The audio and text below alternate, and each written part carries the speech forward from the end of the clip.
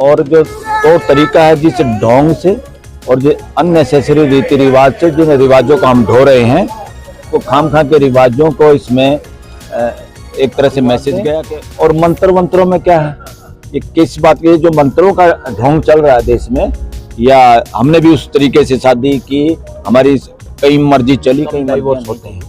और जितने ज्यादा पढ़े लिखे हैं और जहां दोनों मियाँ बीबी नौकरी करते हैं उनके डाइवोर्स ज्यादा होता है। इसे खुल के बात सामने आ गई है। एक बात होता है, कोई भी ज्ञान ना वेद में ना शास्त्र में है, ना किसी धार्मिक पुस्तक में है। ज्ञान है जीते जागते आदमियों में। आदमी दिखाओ कौन है? वेद शास्त्रों के अनुरूप जीने वाला। वेद शास्त्रों के अनुरूप जीने वाले यहाँ का प्रधानमंत्री। कभी पेट्रोल पिया हमने प्यास बुझाने के लिए? इसलिए ज्ञान वेद में नहीं है, ज्ञान किसी में नहीं है, ज्ञान किताबों में भी अनुभव के आधार पर लोग लिखते हैं। हमारे बुजुर्गों ने देखने वाले सारे दर्शकों नमस्कार, सत श्री अकाल। दर्शकों, फिलहाल जींद में है, जींद की पुलिस लाइन में।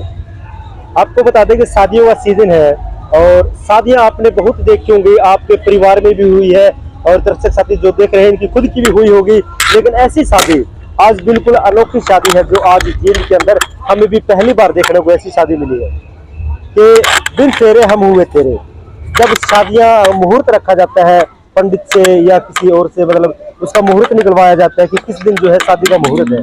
लेकिन यहाँ आज जो शादी हुई है इसका ना कोई मुहूर्त निकलवाया, ना किसी पंडित को बुलाएगा, बगैर दहेज और बिना पंडित के जो शादी रचाई गई है। किस प्रकार वो शादी रचाई गई है हम बताते हैं कि भारत के अंदर जितने भी धर्म है, सभी धर्मों के अलग अलग रीति रिवाज है, अलग अलग तरीके से जो है शादियां रचाई जाती है। लेकिन ये बिल्कुल ही डिफरेंट अलग तरीके से जो आज की शादी है हम बताना चाहेंगे, उनसे बातचीत भी करना चाहेंगे कि पुलिस में ही है सुभाष चित्रम जी, जो जिनके लड़के की आज शादी थी। तो शादी करके वो आगे हैं। किस प्रकार से जो शादी हुई, यहाँ पर दूर दूर से लोग, हरियाणा, पंजाब और राजस्थान, बहुत दूर दूर से एडवोकेट, बड़े बड़े जो लोग आज शादी में पहुंचे थे और पाखंड का घोर विरोध किया है। तो कौन से पाखंड का विरोध किया उन्होंने, वो बातचीत में करेंगे। महिला टीचर भी आई हुए हैं, बहुत सारे लोग जो है बुद्धिजीवी लोग यहाँ पर पहुंचे हैं, उनसे हम बातचीत कर लेते हैं कि किस प्रकार से जो इस शादी को क्या कुछ नाम दिया गया है, क्या ये शादी है। शादी में सर एक जो शादी और भी हमने देखी, लेकिन आज पूरे भारत और विदेशों के लोगों की है, जो कमेंट भी आए हैं, कॉल भी आए हैं, इस शादी भी पूरी है जो सबकी नजर बंदी हुई थी। आप सर इस शादी को कैसे देखते हैं सर? देखो ये बहुत महत्वपूर्ण शादी है। कुंडू जी हमारे परिचित भी हैं, मगर उसके बावजूद भी शादी का कार्ड बहुत वायरल हुआ और उसमें उत्सुकता बढ़ी कि शादी में जरूर जाना चाहिए। तो हम भी दिल्ली से यहाँ आए हैं और जो तौर तरीका है जिस ढोंग से और जो अननेसेसरी रीति रिवाज से जिन रिवाजों को हम ढो रहे हैं, वो खामखा के रिवाजों को इसमें एक तरह से मैसेज गया कि इन ढोंगों की कोई जरूरत नहीं है और शादियों को किसी के डिपेंडेंट होने की जरूरत नहीं है। ढोंग जैसे सर, ढोंग जैसे रीति रिवाज या कोई हिंदू मैरिज में या कोई ब्राह्मण या पंडित या कोई इस तरह का विद्वान की जरूरत है? कोई विद्वान की जरूरत नहीं। विद्वान घर वाले, रिश्तेदार, यार प्यारे दोस्तों से बढ़ के कोई विद्वान नहीं है। और शादी का मतलब क्या है? दो आदमियों की एक जिंदगी, एक पारिवारिक जिंदगी की शुरुआत, और जिसमें कौन वेल विशर, असली कौन है? वो परिवार के लोग, मित्र, प्यारे, रिश्तेदार। ये एक मौका होता है सब लोग इकट्ठे भी हों, आशीर्वाद दें। और मंत्रों में क्या है, ये किस बात की जो मंत्रों का ढोंग चल रहा है देश में, या हमने भी उस तरीके से शादी की, हमारी कई मर्जी चली, कई मर्जियां नहीं चली। और ये तो कुंडू जी ने बहुत अच्छा काम किया और उनके बेटे ने भी उनकी बात को माना। ये पूरे समाज के लिए, न केवल भारत में, पूरी दुनिया में भी जहां इस तरह के रिवाज को फॉलो करते हैं लोग, उस ढोंग से बाहर आने की हिम्मत लोगों में आएगी, लोगों में साइंटिफिक टेम्पर आएगा। शादी कोई किसी के मंत्र से, शादी कोई फेविकोल थोड़ा है कि मंत्र कि उसे शादी को बांधना है। शादी तो एक सामाजिक शर्म और सामाजिक रीति रिवाज और एक बंधन है और एक व्यवस्था है। सर एक धड़ा है, वो कह रहा है कि जो टारगेट किया जा रहा है पुजारी लोगों को, जो सात जो फेरे होते हैं, जो मंत्र उच्चारण होते हैं, उससे संबंध बड़े गहरे होते हैं। इन लोगों को ज्ञान नहीं है, ऐसे ही है जो ये शादियां कर रहे हैं। ऐसे इस शादी को लेकर ऐसे कमेंट किए हैं। अरे पुजारी का कुछ सिस्टम नहीं है, एक ऐसा सिस्टम बन गया देश में जो नकारा लोगों का गिरोह बन गया देश में, जो कुछ कमा के खाते ही नहीं। वो ढोंग और रीति रिवाज के नाम पे लोगों का दाना उन पे थोपना, और हम लोग सब उसका शिकार हो रहे हैं देश में।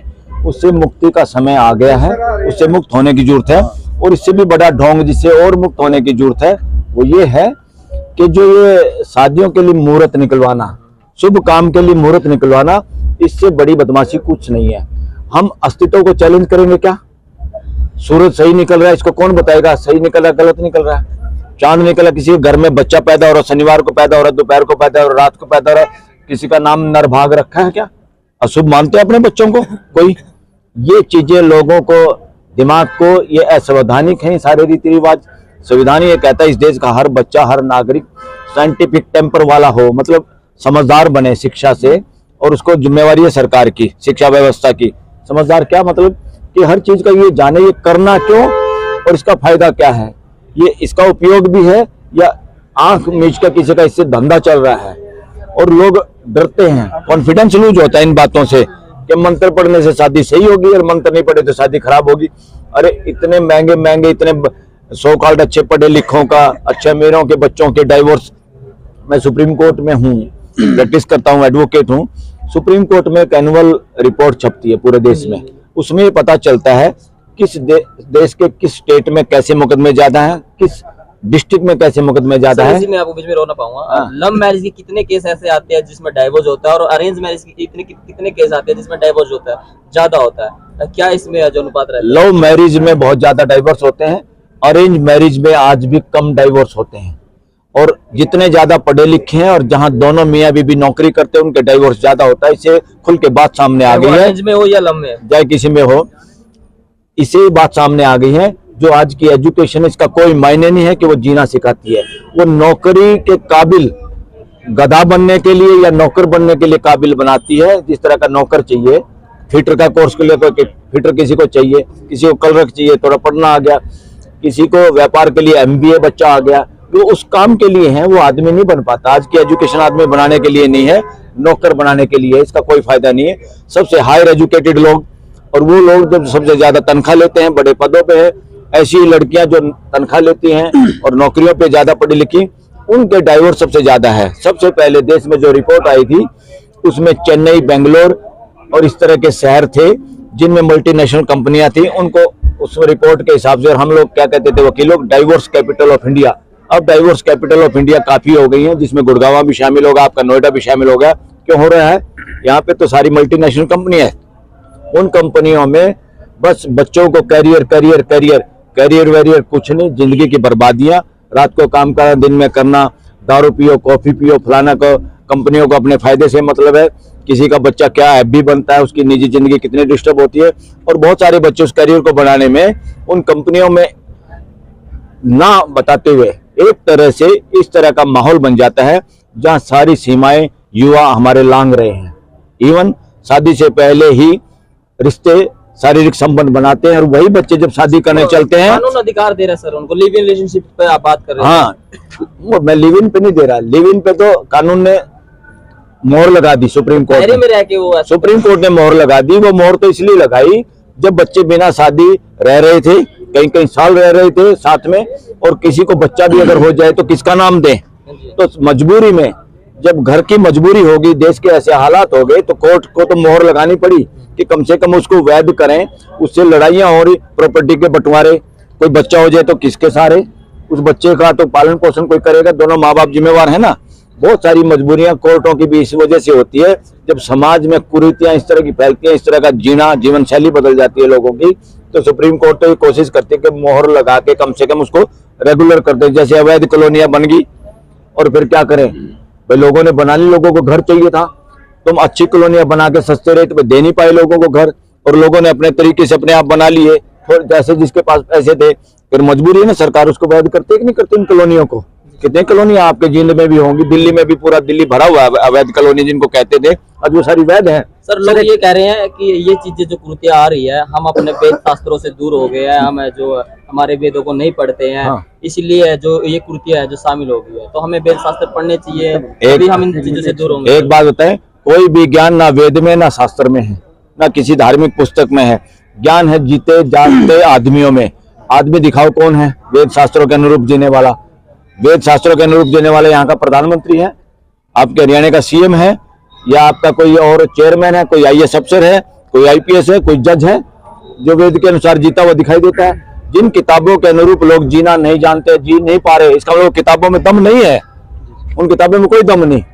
अगर किताबों में दम होता तो उस किताब को रखने वाले जिनके घरों में वो किताब रखी है, जो उनका पाठ करते हैं रोज, उनके जीवन में, उनके रोज के आचरण में वो चीजें नजर आती दिखाई दे रही हैं क्या? सर बड़े बड़े कथावाचक थे, ये कह रहे हैं अब देश है जो गीता से चलेगा, संविधान से नहीं चलेगा, हिंदू राष्ट्र बनाने की बात। अब मेरे से कथावाचकों का ज्यादा डिटेल तो मत पूछो। बहुत सारे लोगों के बारे में मैं जानता हूँ, और बहुत सारे लोग तो कानून के सामने, आपके सामने जेलों में पड़े हैं, वो कथावाचकों के भी बाप हैं। और जो लोगों को अंधविश्वास फैला के आज भी लोग जो जेल में है, रेप के केस में, मर्डर के केस में, जो सारे बाबा लाल पीले कई तरह के कपड़ों के रंग दिखा दिखा के लोगों को गुमराह करने की कोशिश कर रहे थे देश को, और देश पढ़ा लिखा समाज भी पागल होया जा रहा था। आज भी कई लोग जो जेल में हैं, मगर उनके भगत अभी भी, हमारे नौजवान भाई बहन बुजुर्ग भी किस तरह से अंधविश्वास में उनके। हम लोग क्या है, काम करने से, समझदारी से मुक्ति मिलेगी, किसी की भक्ति, किसी के पीछे लगने से नहीं। किताबों में ज्ञान होता, इसलिए जैसे कहते हैं ना, शराब में नशा होता तो बोतल नाचती। अरे शराब पीने से शरीर पे जो इफेक्ट होता है वो तब होता है। किताब का ज्ञान का अगर फर्क हो, वेद में अगर ज्ञान होता, इस देश में वेद बहुत दिनों से है, वेद बहुत स्कूलों में पढ़ाया गया, वैदिक स्कूल भी है यहाँ पर, अभी भी हैं, अभी भी बहुत सारे मंत्र हैं, अभी भी लोगों के घरों में भगवत गीता रखी है, कहीं और ग्रंथ रखे होंगे दूसरे धर्मों में, यहाँ किसी के कुरान रखी होगी, किसी के यहाँ बाइबल रखी होगी। कितना आचरण हो रहा है, उसमें आचरण करवाने का दम भी होता है। मैं तो अब ये भी कहूंगा, आचरण कराने का सच्चाई के बगैर, देखो ग्रंथों में सच्चाई नहीं, सच्चाई जो कुछ हमारी आंखों के सामने अस्तित्व में सच्चाई है। सूरज के बारे में हमारा मतभेद है क्या किसी का? चांद के बारे में मतभेद है क्या? पानी के बारे में मतभेद है क्या? पानी पीने के काम आता है, पेट्रोल गाड़ी चलाने का काम आता है। कभी पेट्रोल पिया हमने प्यास बुझाने के लिए? इसलिए ज्ञान वेद में नहीं है, ज्ञान किसी में नहीं है, ज्ञान किताबों में भी अनुभव के आधार पर लोग लिखते हैं, हमारे बुजुर्गों ने लिखा होगा कुछ। आज उस ज्ञान से भी आगे एक ज्ञान तो ये भी था, जब गैलीलियो को फांसी की सजा दे दी थी, उसने ये कह दिया था बेचारे ने कि धरती घूमती है। वो ईसाई धर्म का ही बंदा था, और ईसाई ग्रंथ कुछ और कह रहा था, और वो बोले ये तो बदमाश है, इसको मारो, दुकानदारी ठप करेगा ये हमारी, और ये तो ईसा मसीह को झूठा कह रहा है, ये बाइबल को झूठा कह रहा है। जब आप जैसे समझदार लोगों ने कहा बातचीत करके, अरे चुपचाप, ये बॉडी परेड लोग हैं, इनसे माफी मांगकर अपनी जान बचा ले, वो समझदार था, मान गया। उसके बावजूद भी उसकी फांसी तो टल गई, मगर उसको जेल में रहना पड़ा था। आप लोगों को पता है इस बात का? सर, इस शादी में पाखंड का विरोध किया गया है। हाँ। और बताया जाता है कि मंदिर के अंदर भगवान होता है। हाँ। अब जो साधु संत है वो मंदिर के भगवान को छोड़ के राजनीति में आ रहे हैं। हाँ। इससे क्या साबित होता है? क्या मंदिर के अंदर भगवान नहीं है? देखो, भगवान जिस वस्तु को हम कह रहे हैं, जिस वास्तविकता को हम कह रहे हैं, वो उस भगवान से कोई नकार नहीं सकता। उस वास्तविकता को पहले जानने की जरूरत है। वास्तविकता तो वो तो जानते नहीं, मूर्ति बनाए बैठे दुनिया भर की, ये भगवान फलाना भगवान ढिकड़ा भगवान, ये वो। इस उस दायरे में ये एजुकेशन का हिस्सा होना चाहिए। ये अब विश्वास और आस्था का खाली वो नहीं है। अब किसी चीज का हमें पता चल जाए कि ये तो रस्सी पड़ी है, और हम उस रस्सी को अंधेरे में सांप सोचते रहे, तो कसूर रस्सी का है या हमारी नासमझी का है, हमारी बेवकूफी का है। इसलिए हमारे बहुत सारे धर्म ग्रंथ, जो जिनको धर्म ग्रंथ कहते हैं, या किताबें, या कोई लिखा जिसको कम पता था उस वक्त उसने अपने तरीके से सही लिखा, जो उसको समझ में आया। आदमी की समझ लगातार बढ़ती जा रही है। जिस तरह से सेब तो हमेशा ऊपर से नीचे गिरती थी, उसको पहचान लिया किसने? न्यूटन ने। न्यूटन ने थोड़ा लॉ बनाया है, हम उसको पढ़ते हैं स्कूल में, क्या न्यूटन का पहला नियम, न्यूटन का दूसरा नियम, न्यूटन का तीसरा। कोई नियम आदमी नहीं बनाता, नियम सारे अस्तित्व में है, नेचर में है। आदमी का काम सिर्फ समझना है, समझ के उसके अनुरूप जीना है। शेर कहीं भी धरती पे हो, कहीं घास खाता है क्या? बकरी कहीं भी हो, अमेरिका चली जाए, वहां पे नॉन वेज खाती है क्या? वो खाती है? कभी नहीं खाती, मर जाएगी। आदमी है अकेला, सारी चीजों को छोड़ के, जो कुछ भी कर सकता अपने स्वाद के चक्कर में। इसलिए शिक्षा सिर्फ आदमी के लिए है, आदमी समझ के जिए, वही आदमी का मेन ड्यूटी है। सर मलिक साहब, आप पेशे से वकील भी हो और साथ में एक सामाजिक व्यक्ति हो, लेकिन आज जो शादी कराई गई है, आप तो क्या कुछ लगता है शादी के अंदर दोनों चीजें आपके साथ? मैं ये कह रहा हूँ, स्वावलंबन खाली ये नहीं है कि हम कमा के खाएं। स्वावलंबन ये है सबसे बड़ा कि हम अपनी समझ से काम करें जिंदगी में। इसलिए किसी भी ऐसी चीज को मानना, इसमें कोई पुजारियों का विरोध नहीं है। ये जो इसका जो काम वो करता रहे, कोई इसको बुलाए तो, मगर पूजा से ही, मंत्र से ही आपकी शादी पे फेविकोल लगेगा, ये नॉनसेंस समाज को ज्यादा दिन चलाने की जरूरत नहीं है, ये इसमें मिथ कोई है दम नहीं है। मिथ है, बिल्कुल टोटली मिथ है, टोटली मिथ है, ये टोटली गलत है। सर, इस देश के अंदर जितने भी धर्म है, सभी धर्मों के अलग अलग रीति रिवाज है, अलग अलग शादियां होती है। हाँ। लेकिन ये किस प्रकार की शादी है? इसमें ना पंडित है, ना किस प्रकार से करी गई है, क्या बोल रहे हैं? ये है मानवीय शादी, खुद की सोच। ये मानवीय शादी, ना वेद की शादी, ना गीता की शादी, ना कुरान की शादी, ना बाइबल की शादी, ना गुरु ग्रंथ साहब की शादी, इंसान ये है इंसान की शादी। ये है क्योंकि किताबें आदमी लिखता है, आदमी किताबों से छोटा नहीं, आदमी किताबों से बड़ा होता है। आज हमने वेद लिखे या वेदों के बारे में कोई आदमी कहता भाई भगवान ने लिखे, ये लोगों का अपना मानने का विषय है। जितनी किताबें हैं वो आदमी ने लिखी हैं, और आदमी आज जो किताब लिखता है, कल का हमारा बच्चा, हमारी भावी पीढ़ियां उसमें सुधार करती हैं। इसलिए कोई भी चीज अंतिम नहीं है। अंतिम तो ये है जो ज्ञान पूरी मानव जाति को समझ में आ जाता है, वो अंतिम है, उस पर हम सर, एक मत एक होता है। क्वेश्चन है वकील साहब, हाँ। शादियों के बारे में। हाँ। जैसे कोई भी जिसके घर में शादी होती है तो पंडित के पास जाता है, वो कहता है जी देखना शादी का मुहूर्त कब तक का है, हाँ। तारा डूबा हुआ है क्या? हाँ। तो वो एक डेट में, अब 27 लाख शादियां थी 26 तारीख को, हाँ। अगर बात करें हाँ। तो आपको क्या लगता है कि ये तारा डूबने वाली बात और जो पतरा देखते हैं वो कितनी सही है? इस ढोंग से बाहर आने की जरूरत है। इस ढोंग की वजह से दिल्ली जैसे शहरों में तो लोग चलते हैं शादी के लिए, और तब तक पहुंचते हैं शादी निपटी हुई मिलती है, इतना समय लग जाता है। और कुछ दिनों में ही शादी के मुहूर्त निकलेंगे। ये शादी के मुहूर्त कुछ नहीं, कृषि प्रधान देश था, लोगों की आमदनी खेती के हिसाब से होती थी, खेती और मजदूर यही धंधा था, तो उस हिसाब से उस सीजन में लोग ब्याह शादी कर लेते थे। आज वो लकीर के फकीर बन गए, तारा डूब गया, तारा निकल गया। अरे तारा ना डूबता ना निकलता, तारा तो निकला ही रहता है, तुम्हारी आंख से दूर हो जाता है, तुम्हें दिखाई नहीं देता। बहुत सारे तारे अभी भी निकले हुए हमें नहीं दिखाई देते, इसका मतलब वो डूब गए क्या? ये बेवकूफ़ी है। और इस ढोंग से ये शादी का ये तो हो गया, मुझे बहुत अच्छा लगा। ये शादी भी अगर इस मुहूर्त से, इस सीजन से अलग समय पे होती तो और सोने पे सुहागा होता। उससे बाहर आने की जरूरत है। किसी के घर में बच्चा या नौकरी कभी मिल जाए, नौकरी जिसे अपॉइंटमेंट लेटर आया था, रोया था क्या कोई? कहते ये तो मुहूर्त था, तारा डूबे हुए दिन आ गया। भाई बोलो, एक आदमी भी रोया हो तो? किसी दिन आपको फायदा हो जाए बिजनेस में, और उस दिन वो काली रात, अमावस कहते हैं, पूर्णिमा कहते हैं, अमावस में कोई अच्छा काम हो जाए, आपका घर में पैसे आ जाए, कहीं लॉटरी निकल आए, तो क्या कहोगे? तारा डूब गया कि जाग गया?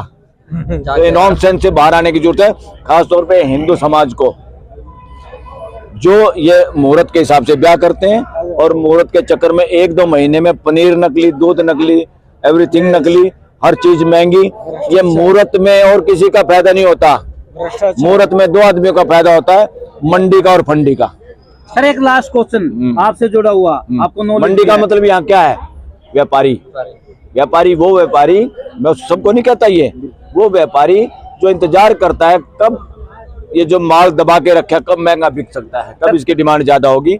और फंडी वो जिसको पता है कि मेरे इस काम से कुछ फर्क नहीं पड़ता, फिर भी ये काम ऐसे करेंगे तो मेरी दिहाड़ी बन जाएगी, वो फंडी। सर, क्वेश्चन एक मेरा लास्ट ये है और सबके लिए जरूरी है, जब दिवाली का समय आता है तो हम जब रात को बाहर निकलते हैं, चौराहे होता है, तो वहाँ पर बहुत ज्यादा चौराया मिलता है, और हमने भी खुद या आप भी हो बच के निकलते हैं, उस चीज को आप क्या कहोगे सर? अरे बचपन में मैं तो छड़ा डोरा भी बच के निकलता था, हमारा खेत छड़ों से आगे था, और भूत आ मैं दोपहरी में कान्ना में वो होती थी तो हम देखते नहीं थे, इधर ऐसे करते थे। और तैर आ जाता तो पंडित जी चुराहे पे गांव में उस वक्त बहुत ज्यादा मिलते थे, चून लोई और वो कसोरे वगैरह चुराहे पे। उसके बाद जो हम साइंस के स्टूडेंट रहे, फिर आगे समझ आई, फिर हम चुराहे पे कुछ मिलता उसको तो लात मारते थे। सर वो सब टोटली बकवास। कितने चुराहे पे कुछ रखा हो तो मैं लात मारने के तैयार हूँ। भाई आज तो मैं आया हूँ जिंद में, कोई चुराया ज्यादा हार्ड हो रहा हो तो मुझे बताओ। ठीक है सर, ठीक है सर। आपको खाना खाने हो गई बात सर, आपका आप मैं हाँ